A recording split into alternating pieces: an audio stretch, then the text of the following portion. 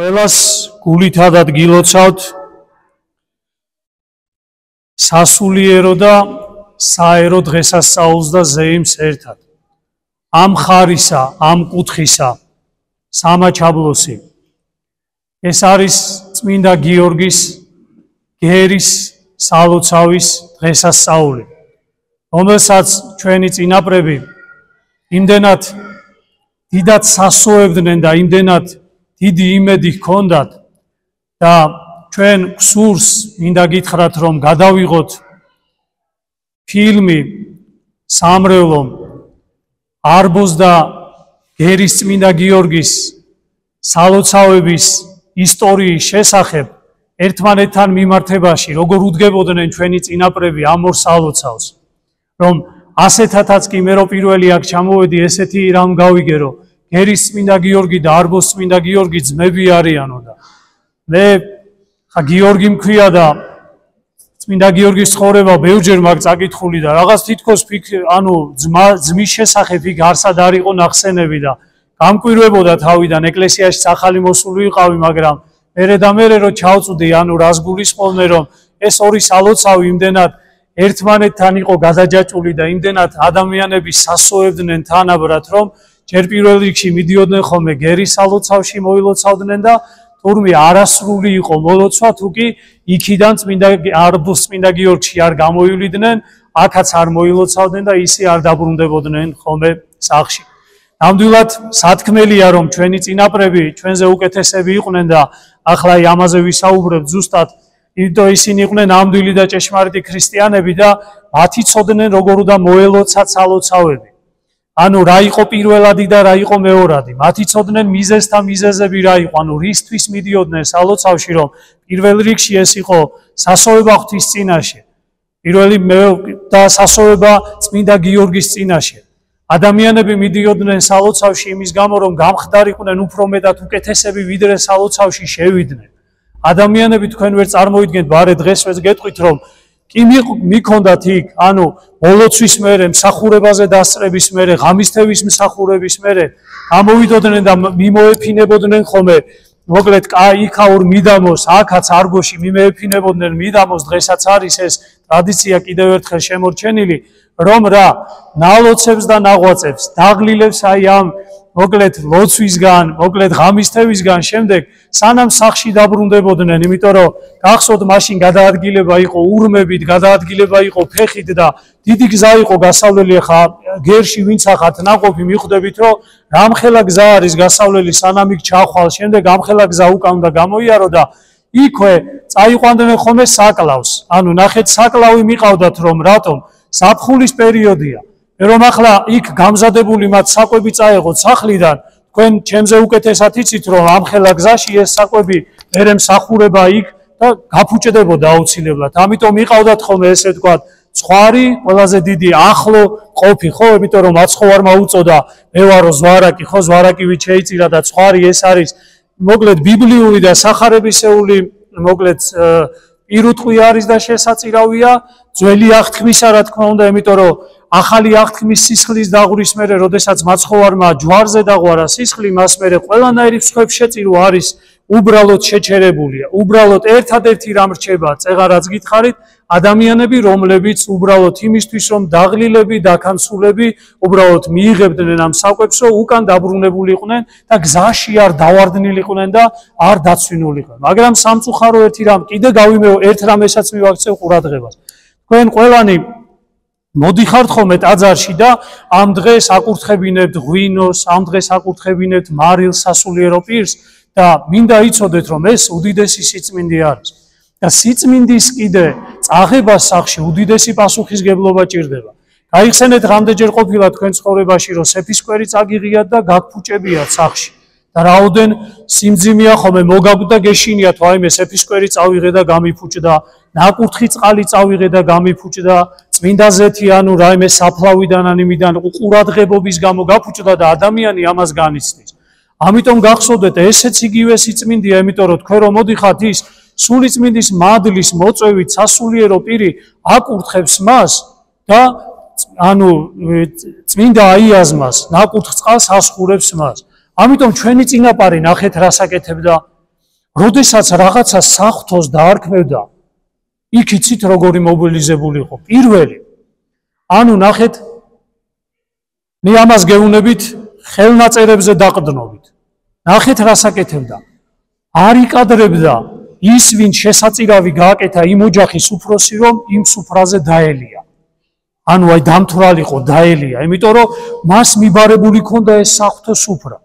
ჩვენი წინაპარი ისი აკეთებდა, რომ ძვლებიც კი წარმოიდგინეთ, როგორ სიფრთხილით ეკიდებოდა, ამას არავინ არ ავალებდა მათ, მაგრამ ძვლებიც კი, რომელიც აი ამ ანუ დაარქვეს, რომ ეს იყო შესაწირავი, ძვლებსაც კი იმ მეინახეებს, ანუ სუფრაზე მსხდარ ადამიანებს ეუნებოდა, რომ არ გადაეყარათ ნაგავში, რომ ესენი ერთად მოეგროვებინა და გაიხსენეთ ტაძრებთან ახლოს და მის შემოგარენში. მე პირადად მომსწრე ვარ, რამდენჯერ ყოფილა, რომ რაღაცა გაგვითხრია და უცებ ძვლების ანუ გროვა ამოსულიყვეს და რატო დავხედავდი და პირუტყვისა იყო.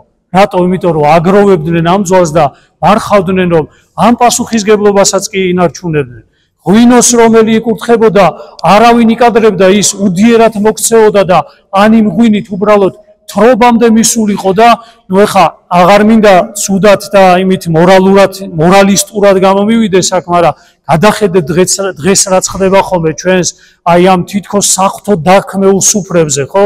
ადამიანები იმდენად ისე იგი აი არ ვიცი, ისე დათვრებიან, გონებას კარგავენ, არ ვიცი. მეორე, ხა ჩვენი წინაპარი ზოგადად ქართულ ტრადიციაში არც ყოფილა, რომ ვინმეს ბილდ სიტყვაობა, ანუ ქართულ ენაში ბილდ სიტყვაობა არ ყოფილა, მით უმეტეს დედას არავინ შეიგინებოდა მამაკაცი, იმიტომ რომ ჩვენ ვიცით, რომ საქართველოს ღვთისმშობლის წილხვედრი ქვეყანაა და სახელი და ტერმინი დედა ეგრევე პირდაპირ რადიოდა დედა ღვთისმშობელთან და კაცი, ქართველი კაცი არასოდეს დედას არ შეიგინებოდა, არც სხვა შეაგინებდა და მით უმეტეს ღმერთმა დაგვიპაროს, რაც დღეს ხდება, საკუთარ თავს არ შეაგინებდა, მოკლედ რაც დღეს ჭარბად არის გავრცელებული ჩვენ საზოგადოებაში. მოკლედ ისტორიულმა და ჟამთა ესეთმა არასწორმა სვლამ გამოიწვია ჩვენში ეს გონებრივი ჩვენი სულიერი მოკლედ ძალების მოკრება და დღეს სამწუხაროდ ჩვენ მიზესთან მიზეზები დავკარგეთ მთავარი და მნიშვნელოვანი, რისთვისაც ჩვენი წინაპარი ტაძარში მოდიოდა და სალოცავში და მერე რა თქმა უნდა უკვე გასაგრძელებლად, ტრაპეზის გასაგრძელებლად იმისა, რომ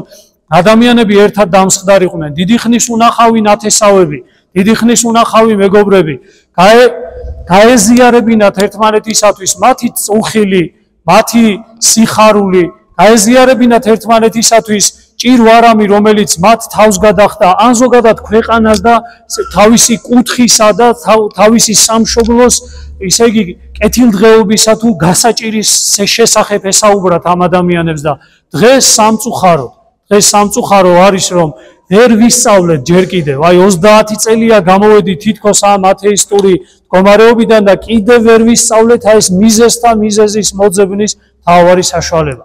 ეხლა გადავიდეთ, რაც ეს მინდოდა უბრალოდ ყველას რომ მოგესმინათ, ყველას რომ გაგეგოთ, რომ უდიდეს პასუხისგებლობასთან არის დაკავშირებული, როდესაც ადამიანი საღვთოს დაარქმევ რამეს.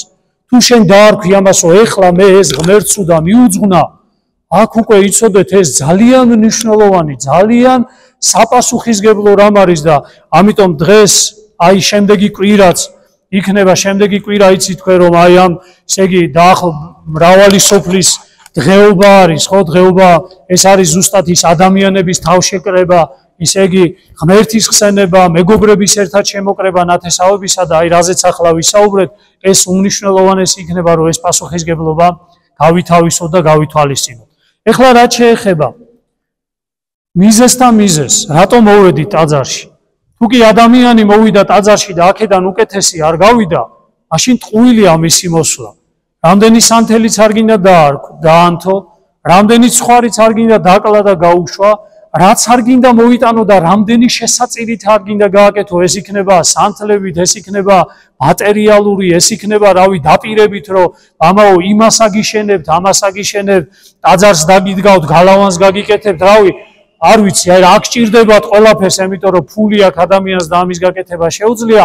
თუ ის ადამიანი ერთი ნაბიჯით, ერთი რამითაც კი აქედან უკეთესი არ გავიდა, უკეთესი დედა, უკეთესი მამა, უკეთესი ცოლი, უკეთესი ქმარი, უკეთესი შვილი, უკეთესი ნათესავი, მეგობარი, საზოგადოების წევრი, ჩვენი ქვეყნის მოქალაქე, მაშინ ფუჭია ადამიანის მოსვლა ღმერთთან. ეს დაიმახსოვრეთ ყველამ კარგად. ანუ არ უნდა გქონდეთ დამოკიდებულება იმისა, რომ მე მოვედი ახლა ღმერთს დაუთმე, სანთლები დაუნთე და აბა ღმერთო მე წავედი და ყველაფერი რაც მე გითხარი, როგორც იმისი, რა ქვია, ახალ წელს არის ხომე, ნაძვის ხესთან უკვე ველოდები, რომ დამახვედრო საჩუქრები, რაც მე გთხოვეთ. ასეთი არ არის, ანუ ასეთი ურთიერთობა არასოდეს არ ყოფილა ქრისტესთან ურთიერთობა, არც ჩვენი წინაპრების და არც მართლმორწმუნე ქრისტიანისათვის. ამიტომ ახლა მე შევეძდები უბრალოდ დღევანდელი წაკითხulis ახარებიდან მცირეოდენი გესაუბრო, ძალიან ბევრი მქონდა ამაზე სასაუბრო, მაგრამ უკვე იმხელა დრო დაუთმეთ ამას, რომ მცირეს მაინც გეტყვით, აქედან მცირეოდენით უკეთესები მაინც დაბრუნდეთ და გავიდეთ. ჩვენ ყველაზე მთავარი უნდა ვიცოდეთ, რომ აი დღეს წავიკითხეთ სახარება, სადაც დიდარი ჭაბუკი, წეღარაც გითხარით. დიდარი ჭაბუკი, რომელიც უზრუნველყოფილია, ყველაფერი აქვს ამ დიდარ ჭაბუკს, ესე რომ თქვა, ყველაფერი აქვს, რასაც მატერიალური ქვია, კეთილდღეობა, ფული აქვს, თანამდებობა აქვს, ანუ ყველაფერი აქვს, რაც ამ წუთისობაში მას სიხარულისთვის და ბედნიერებისთვის სჭირდება, მაგრამ საოცრება არის.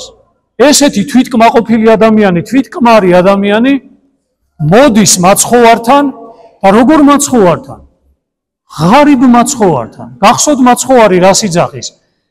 მელთა ხრელი უჩს, ანუ მელიებსო სოროები აქვთო და ფრინველთა ცისათა საყოფილი, ანუ ცის ფრინველებსო კი ბუდეები აქვთო. მაგრამო კაცის ძესო თავის თავზე იძახის, თავის მოსადრეკი ადგილიც არ აქვს, ანუ პატარა ქოხიც კი არ აქვსო, სადაც მან შეიძლება თავი მოიდრიკოს.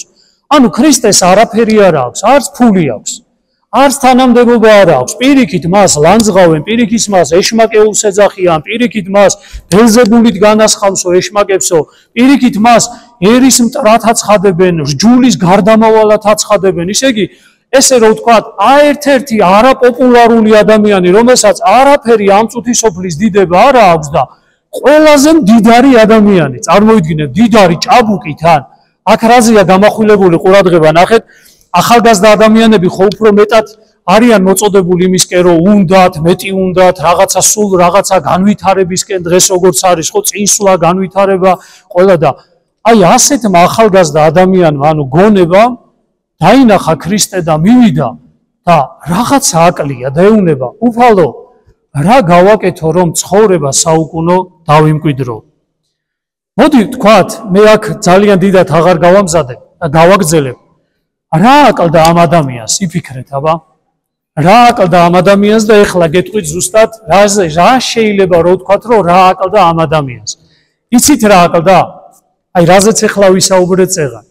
შიგნით ცვალებადობა. გარეგნულად ყველაფერი კარგად ჰქონდა, მაგრამ შინაგანად ადამიანი იყო ღარიბი, შინაგანად ადამიანი იყო ღატაკი, შინაგანად ადამიანი იყო უბედური და შინაგანად ადამიანს რაღაცა აკლდა.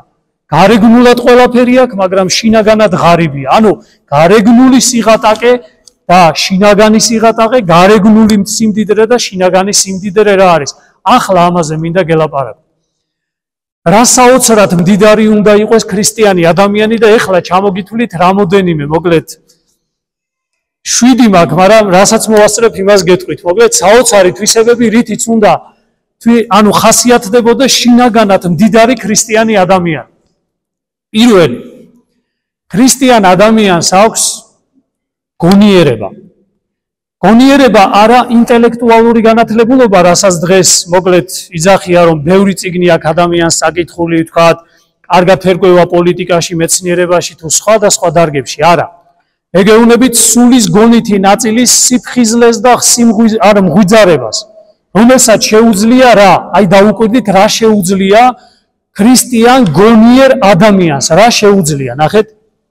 მაგალითად დღეს ჩვენ ყველანი გვეუბნებია, რომ სამყაროში არსებობს 4 კანონზომიერება. იცით რა კანონზომიერება არის? ნუ პირობითად დაარქვეს მეცნიერებმა, ყველანი შევთანხმდით, რომ არსებობს ფიზიკური კანონები, ხო? ფიზიკა ხო იძახის, რომ არსებობს ფიზიკური კანონები, არსებობს ბიოლოგიური კანონები, არსებობს ფსიქიკური კანონები, არსებობს ზნეობრივი კანონები. ამ 4 რაღაცაზე ყველანი ჩვენ ვთანხმდებით, მაგრამ ნახეთ, ამ კანონების მიღმა დგას ღმერთი.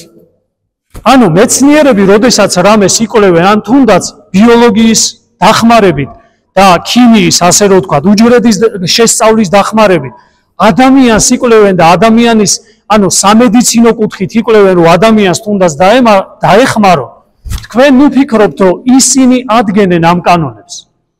ღმერთია ადამიანის და მთელი სამყაროს და galaktikების შემოქმედი. და ანუ ნახეთ ქრისტიანი ადამიანი რას უყურებს, იცით? ქრისტიანი ადამიანი უყურებს, რომ ვიღაცა კარგი კეთილი მეცნიერი, რომელიც ზრუნავს ადამიანებზე, რა თქმა უნდა, თავისთავად, ის კი არ ქმნის რამე კანონებს, არამედ შექმნილ კანონებს აღმოაჩენს. ანუ ღმერთისგანაა შექმნილი ეს ყველაფერი. ანუ ღმერთია ყველაფრის შემქმნელი და ღმერთია ყველაფრის შემოქმედი. აი გონიერ ადამიანს გააჩნია რა? სულიერი კანონის ცოდნა. რა არის სულიერი კანონი? აი მაგალითად ძალიან მარტივად გეტყვით, რა განსხვავება არის, თქვა, სხვა კანონსა და სულიერ კანონს შორის. ძალიან მარტივად აგიხსნით ამას. მაგალითად მიდიხართ და აი დღეს ახლა ჩვენს ტაძართან ამ დღესასწაულზე სახასიათო არის ხოლმე, ბევრი ქალბატონი, ბევრი ადამიანია, რომლებიც თხოვნელად ხედან, ხო? ანუ ითხოვენ თანხას, ხო? მოწყალებას ითხოვენ, მრავალი ადამიანი არის. ეხლა რომ გადიხარ აქედან, ხო? თანხა გააქვს ჯიბეში. და მოვიდა და გთხოვა რომ დამეხმარე რა. ეხლა შენში შინაგანად მიდის ბრძოლა. დავეხმარო თუ არ დავეხმარო?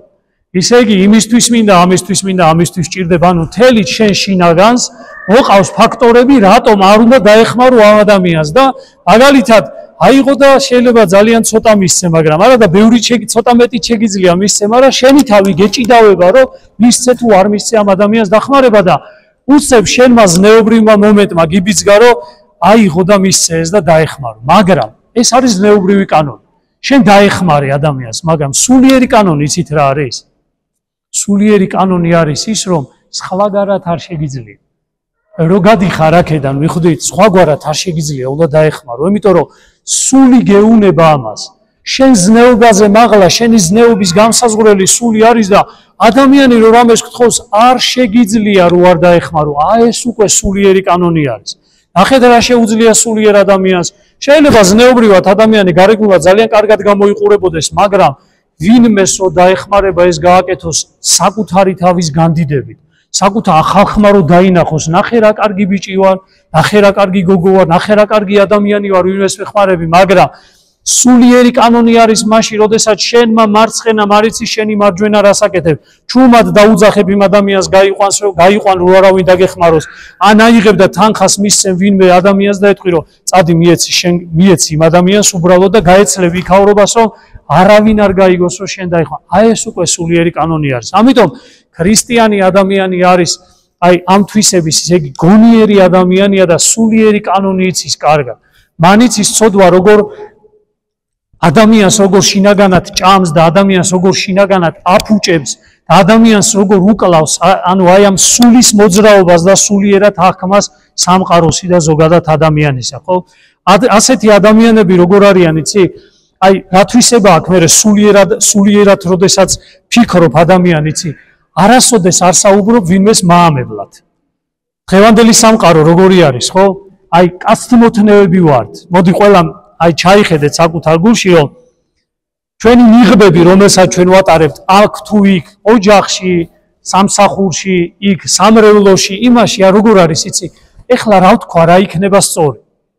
ანუ კაცთმოთნევები ვართ, მაგრამ სულიერად ცხოვრები ადამიანი იცით როგორ არის? არ ერიდება არავის. მაგრამ განათქმა იცის ისეთი, რომ იქ მოკლედ ადამიანს მიახალოს ზედ რამე ცუდი, არამედ შინაგანად ადამიანმა სწორად იცის ეს სულიერი კანონი და აი რო ხედავს რომ ადამიანს ჯობია რომ სულიერი დარიგება მისცე და სულიერად მშვიდად მოუწოდო და უთხრა, ანუ ეტყვი იმ სიმართლეს, რა სიმართლეც არის მოკლედ სათქმელი. ამიტომ ეკლესია ამ სულიერ კანონს ფლობს და ყოველთვის არის, ოდესაც ამ სულიერ კანონს იძახის, ხშირად ადამიანები ამაზე ღიზიანდებიან და ხშირად ადამიანები ამაზე მოკლედ განიცდიან ხოლმე და დრტვინავენ მოკლედ. და აი ერთი კიდე დამახასიათებელი თვისება ამ სულიერ, ანუ პირველ ნაწილში, გონიერ ნაწილში, რომ არაფერს ეს ადამიანები არც საქმით, არც ურთიერთობებში და არც საკუთარ მიზნებში არ აკეთებენ და არ, ისე იგი, არ შეეჭიდებიან, თუ კი პირველ რიგში მათ სულიერ მხარეს არ განიხილავენ. აი ბოლოს როდის იყო, აბა მითხარით რომ თქვენ აი ქრისტიანებო, რომლებიც ეკლესიის, აი ეხლა მე იქ უნდა წავიდე, მაგრამ რო წავალ იქ, ეს ჩემს სულს დააზიანებს, არ დააზიანებს. ჩემი სულისთვის სწორი იქნება თუ არასწორი იქნება. ეს სულიერ შინაგან ძალას მომიტანს თუ პირიქით გამომფიტავს. აი ეს შეუძლია გონიერად, სულიერად ცხოვრება ადამიანს, რომელმაც კარგად იცის სულიერი კანონი და მისი დარღვევის ისე იგი საშიშროება. მეხუთე სართულიდან ფიზიკურ კანონს არავინ არ არღვევს, რომ გადმოხდეს, იმიტომ რომ თავს გაიტეხავს. იცი ან გარდაიცვლება. ამით ასევე სულიერი კანონის მცოდნე მიცის, რომ არ უნდა დავარღვიოთ ჩვენ სულიერი კანონი, იმიტომ რომ სულიერი კანონის დარღვევა ცოდვა ადამიანს აუცილებლად სულიერ ტკივილს მოუტანს, თუ ემწუთას არა, აი ამ ჟამს არა, აუცილებლად შემდეგ მოუტანს მას. მეორე, გულისმიერი ადამიანები არიან. აი გულიანიო ჩვენ რო ვიტყვე, გულისხმის ყოფილი, გულიანი ადამიანები არიან, ანუ ეკლესიის წევრები უნდა იყვნენ და ქრისტიანი ადამიანები ზოგადად გულიანი ადამიანები არიან. აი როგორი ადამიანები არიან, იცით? მათთან ისვენებ. აი მათ გვერდით რო ხარ ისვენებ ადამიანი რა. გიხარი, აი რაღაც საოცარი სიხარული შემოდის მათ გვერდით რო ხარ. აბა ერთი გადახედეთ საკუთარ ცხოვრებას, არის ესე? ოჯახის წევრებს მაინც უხარიათ თქვენ რო სახში ხართ? თქვენს მეუღლეებს უხარიათ სახში რო ხართ? თქვენ შვილებს უხარიათ სახში რო ხართ? ნათესავებს, ახლობლებს უხარიათ თქვენ რომ მათ გვერდით ხარ და ანუ სიხარულით გეპატიჟებიან რომ აი მე როგორ მიყვარს შენ რომ მოდიხარ და ჩემს გვერდით იყო. ამას მიაქციეთ ყურადღება. ქრისტიანი შინაგანი ადამიანი ყოველთვის ისეთი გულიანი ადამიანია რომ ყველა ადამიანს მის გვერდით მოკლედ უყვარს ყოფნა და ცხოვრება. კიდევ ერთი ძალიან მნიშვნელოვანი დამახასიათებელი თვისება არის რომ ასეთი გულიანი ადამიანების ცხოვრება ყოველთვის არ არის სუბუქი ამ წუთის სოფელში. ძალიან იტანჯებიან ასეთი გულისმიერი ადამიანები. აი იცოდეთ რომ თუ თქვენ ქრისტიანობას გადაწყვიტავთ, იცოდეთ რომ ეს ძალიან დიდ ტკივილთან არის დაკავშირებული. დაიღლებით ძალიან, გეტკინებათ ძალიან. ანუ არ დაგიფასებენ. თქვენს გულისმიერებას ნუ ფიქრობთ, ანუ პავლე მოციქული იძახისო, სულიერი ადამიანიო გულისმაყოფსო, სულიერსაცო და მშვინიერსაცო, მაგრამ მშვინიერი ადამიანებიო სულიერს ვერ გულისმაყოფენ.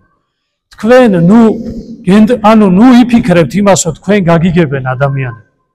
ნუ იფიქრებთ იმასო, აი სულიერად, აი გულისმიერად თუ კი იცხოვრეთ თქვენ ქრისტეს მიმსგავსებით, უდიდესი ტკივილი შეიძლება გქონდეთ ამ წუთსოფელში. ამიტომ ქრისტიანი ადამიანი უნდა იყოს მზად ტკივილისთვის.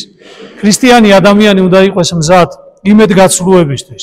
იმ ადამიანს თქვენ სულ იძახით ხოლმე აი აღსარებაზე, როდესაც მოხვალთ ხოლმე, სულ მოკლედ წუწუნობთ ხოლმე, წუწუნებთ და მოკლედ წუწუნი გვახასიათებს ჩვენ, რომ აი იმდენი სიკეთეს ვაკეთებ, იმას ვაკეთებ, ამას ვაკეთებ, ოჯახის წევრებს თუ იმას და არავინ არაფერს არ ხედავს და იტანჯებით ამის გამო. გახსოვდეთ რომ ქრისტე მოვიდა და ქრისტესაც არავისთვის არაფერი დაუშურებია. ყველას ყველაფერი მისცა, დედებს მკვდარი შვილები აღუდგინა, უდიდესი სასწაულები აღასრულა, ისე იგი სასიკვდილეთ გამზადებული ავადმყოფები ფეხზე დააყენა, მაგრამ რა გაუკეთეს ბოლოს მას? ჯვარზე გააკრეს. ამიტომ გახსოვდეთ ყველას რომ თუ კი მე ქრისტიანობა მინდა და ქრისტიანობა შევეჭირდე, გახსოვდეთ რომ ეს ადვილი არ არის და ეს ძალიან დიდ სიმძიმესთან არის დაკავშირებული და ყოველთვის უარყოფილები იქნებით. აი, როდესაც გონია რომ აი ხლა აი თითქოს ვიღაცამ უნდა აღიაროს თქვენი ეს სიკეთე ზუსტად მაშინ, ბოროტის სული, აი ზუსტად მაშინ გაგამწარებს. ისეთი ადამიანის ხელით გაგამწარებს, რომელზეც საერთო ცხოვრებაში არ წარმოიდგენდი და რა მოგივა იცი ამ დროს? აი იტყვი რომ აი სადარაჯოზე, აი მიჯნაზე დადგები იმისა რომ ვაიმე დედა კინაღამ ღვთის უარყოფაზე წახვიდე რომ ეს არის ქრისტიანობა. აი ამიტომ აქ უნდა იყოს სულიერი კანონის მცოდნე, რომ იცოდე რომ ზუსტად ამ დროს, როდესაც შენ გძნობ რომ ყველაზე საუკეთესო მდგომარეობაში შეიძლება ხარ და სიკეთეს ასრულებ, აი ამ დროს მოგაყენებს ბოროტი მოკლედ, აი ისე იგი ზიანს და ამ დროს მოგაყენებს მოკლედ დიდ ტკივილს, რომელსაც ადამიანი შეიძლება განიცდიდე და აი ესეთი გულიანი ადამიანებს ახასიათებთ რა იცი, უნდა ახასიათებდეს ქრისტიან ადამიანს სანაცვლოდ არ ითხოვენ არაფერს. გთხოვთ უბრალოდ, აი თუ გინდათ რომ არასოდეს იმედი არ გაგიცრუდეთ, თუ გინდათ რომ არასოდეს უბრალოდ ტკივილი არ მოგადგეთ, რამდენიც შეგიძლიათ იმდენი სიკეთე აკეთეთ, რამდენიცაც თქვენი გული გაწუდება, იმდენი სიხარული მიანიჭეთ ადამიანებს, იმიტომ რომ თქვენ ყველაზე საუკეთესოდ იცით, რომ ეს ცხოვრება არის გამოცდა. ეს ცხოვრება არის ტკივილი და ქაოსი. აი გადით გარეთ რა ხდება, ხო, ტკივილი, ქაოსში იძირება სამყარო და შინაგანად ადამიანი გაღარიბებულები არიან და აი თუ შენ შეძლებ ერთი ადამიანის გულიც კი, გაციებული გულიც კი გაათბო, იცით რამხელა სიხარული არის ეს, მაგრამ იმდენი ადამიანის გული გაათბეთ, იმდენი ადამიანს დაეხმარეთ, იმდენ ადამიანს მიანიჭეთ სიხარული, რამდენსაც შეძლებთ უანგაროდ გააკეთოთ და უკან არასოდეს არ მოელით არაფერს.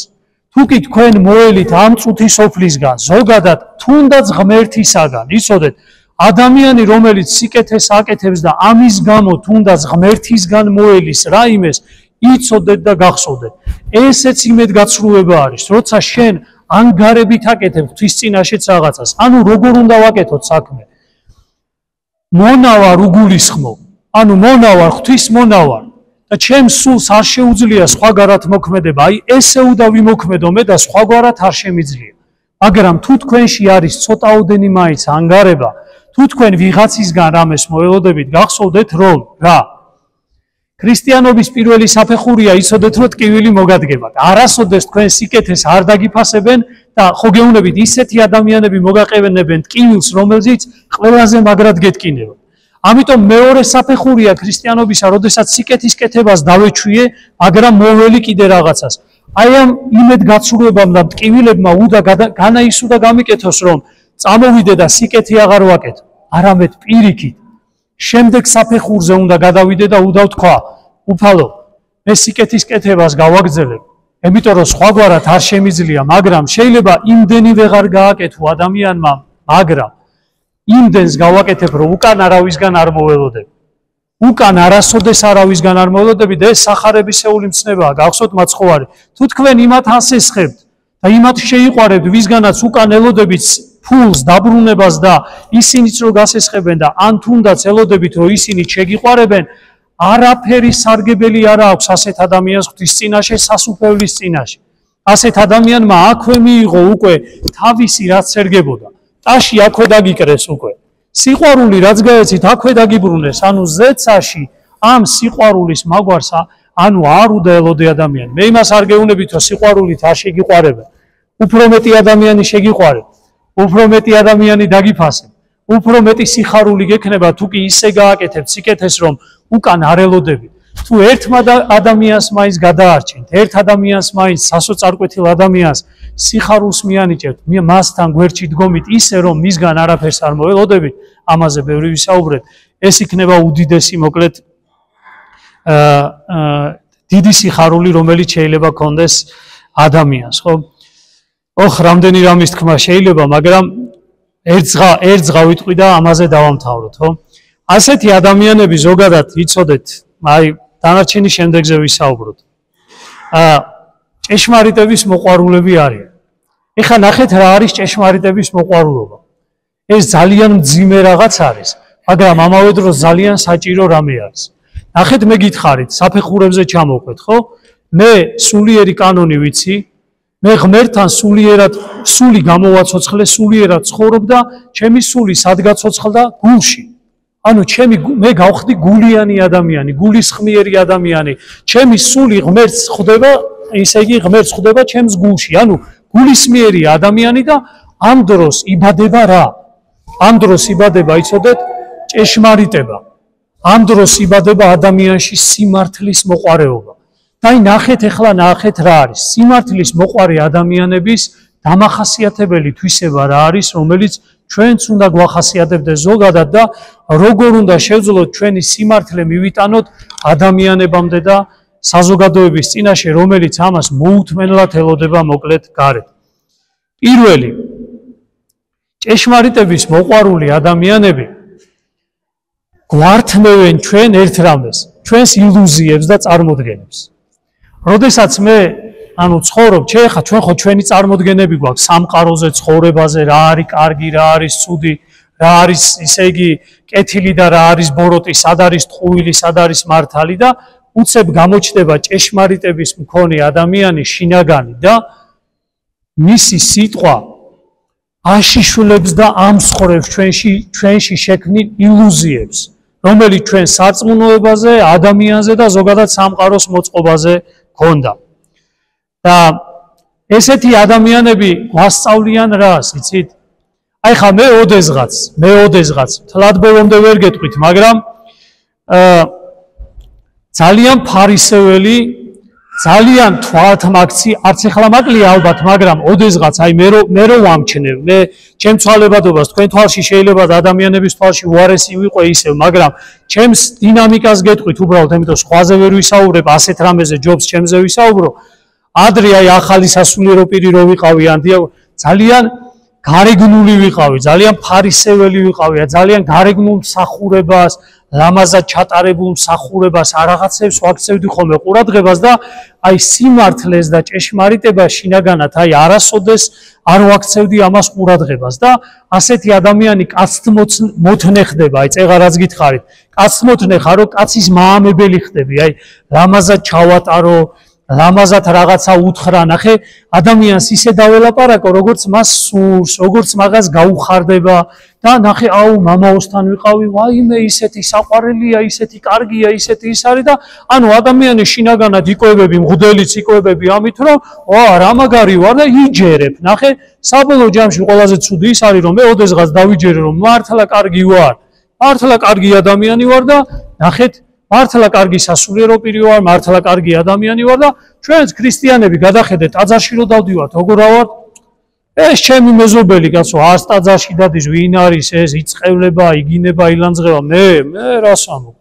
ტაძარში დავდივარ ქრისტიანი, ყველაზე საუკეთესო ადამიანი ვარ და ყველაზე მთავარში ვცდები. შინაგანად ადამიანი ისეთ საშინელ ამპარტავნებაში და ისეთ საშინელ სულიერ სიღატაკეში ვარდები, რომ ამას თავში ვერც ამჩნევ.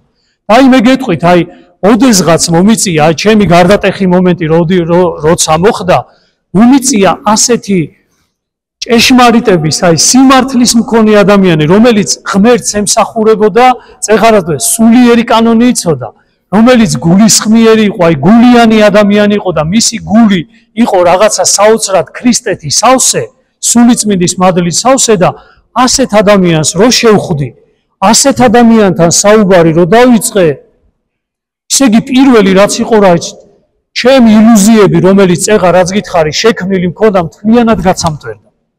მთლიანად დაიშალა. ეხა ნახეთ, რომელი ხარ თქვენ მზად იმისთვის, ვინმეს მოусმინოთ და თქვათ, ეს მე მგონი მართალია. იცით რატომ? ამპარტავნებითა ვარ სავსე. პატრიარქიც კი, ან ეკლესიაც კი, ან ზოგადად აი საღვთო წიგნი, ან წმინდანებიც კი რამეს როდესაც იძახიან, რა გვაქვს თავში ჩაბე? ვამოწმებთ, ნახე, ჩემს სიმართლესთან მიმართებაში ესა როგორ არის? ის კი არა რომ ადამიანს მოусმინო და უთხრა, აი მე მგონი სიმართლეს ამბობს.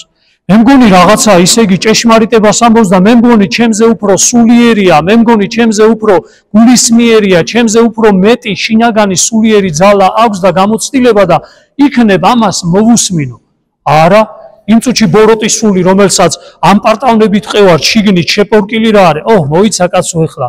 მე ესე მასწავლეს, აი ამ აქ ხომე წეღან თავში რაც ვილაპარაკი, აქ რო ადამიანებს ვეთქვით ხომე, რომ ისე იგი ადრეზე იმაში კარებში კლავდნენ ხოლმე საკლავს და სისხლებს აწვეთებდნენ ხოლმე ადრე რო უთხარით, აი სიყვარულით ეუნები რაღაც, მაგრამ შენ ვინა ხარ ჩემა წინაპრები ესე აკეთებდნენ, ანუ არ უნდა ადამიანს, არა მზად ადამიანი ამ სიმართლის მოსასმენა და აი მე გეუბნებით, რომ როდესაც მე აი ეს სიმართლე მოვისმინე და როდესაც საოცარი იყო, რომ ამ ადამიანმა დამანახა და შემდეგ კიდე თვალი გამასწორებინა აი ამ საკუთარ ფარისევლობასთან, თვალი გამასწორებინა საკუთარ როგორ გითხარით ნიღაბთან, რომელსაც მე როგორც სასულიერო პირი ვითომ კეთილგრძალული ქრისტიანი ვატარებდი, თვალი გამასწორებინა ეს იყო დამიჯერეთ ყველაზე საოცარი და საუკეთესო დრო ჩემ ცხოვრებაში.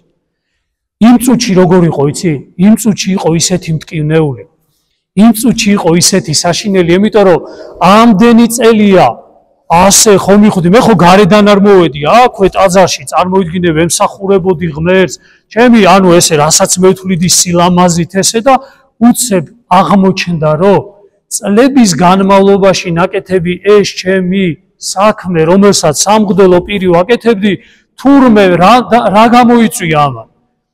უაღრესად ფარისეველი, უაღრესად ამპარტავანი, უაღრესად თავმოყვარე, უაღრესად დიდების მოყვარე, უაღრესად, აი როგორ გითხრათ, იცით, აი კაცთმოთნე ადამიანებისთვის რომ ადამიანებს კარგად დაანახო თავი, აი ესეთ ადამიანად ჩამოყალიბდი და აი ეს შეხვედრა ამ ადამიანთან, ეს შეხვედრა აი ამ სულიერ ადამიანთან და ადამიანებთან გამოიწვია აი ეს საოცარი რამ ჩემს ცხოვრებაში, სადაც ძალიან ძნელი იყო აი იმ სახლის დანგრევა, რომელიც ესე თითქოს აი გარეგნულად ლამაზად ვაშენე.